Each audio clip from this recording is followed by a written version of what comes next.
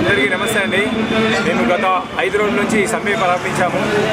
సమ్మె ప్రారంభించేది ఒకటే ఎజెండాతో మేము ప్రారంభించాము. మేము ప్రభుత్వాన్ని ఒకటే డిమాండ్ చేస్తున్నాము. ఒకటే అందరి ఎన్హెచ్ఎం క్యాడర్స్ అందరినీ కూడా రెగ్యులరైజ్ చేయాలని మా మనవి.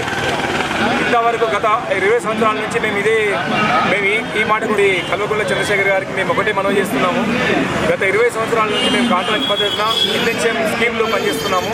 మాకు ఇంతవరకు ఎటువంటి ఉద్యోగ భద్రత కానీ రెగ్యులేషన్ కానీ గురించి అని మాట లేదు.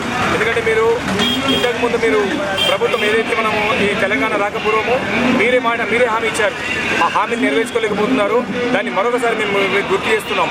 ప్రతి సభల్లో కూడా మా నిధులు తెలంగాణ వస్తే మన నిధులు మన పరిపాలన అనుకుంటూ చాలా వరకు మీరు హామీలు ఇచ్చారు.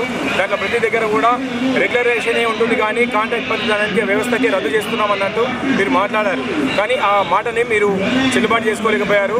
దానికి నిరసనగా మేము ఈరోజు 5వ రోజు సమీపిస్తుంది మేము సమ్మె చేయబట్టి.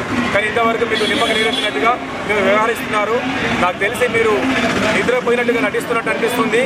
కనీసం నిద్రలోంచి మేలుకొని ఇంతవరకు సమ్మె చేస్తున్న వాళ్ళందరినీ చూసి ఒకసారి దృష్టి పెట్టి వాళ్ళందరితో మాట్లాడడానికి మీరు ట్రై చేయండి. మీరు ఈ హామీలని కానీ మా సమస్యల నుంచి పరిష్కరించి 2వ ఎన్నికలని ఎప్పుడైతే మీరు వాటిని పిలిపించారో అదేవిధంగా ఎన్హెచ్ఎంలో చాలా క్యాడర్స్ ఉన్నారు.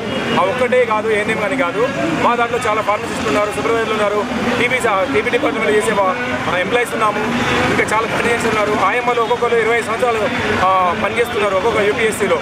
వాళ్ళని కూడా ఇంతవరకు గుర్తించట్లేదు. వాళ్ళ వయసు కూడా పైబలిపోయింది.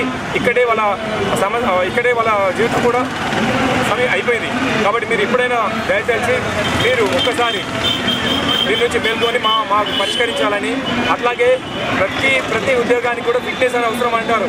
అట్లానే మీకు కూడా మేము ఫిట్నెస్ అడిగితే మీరు పచ్చపచ్చగా ఉన్నారు. అయినా కానీ మిమ్మల్ని సీఎం చేసుకున్నాము.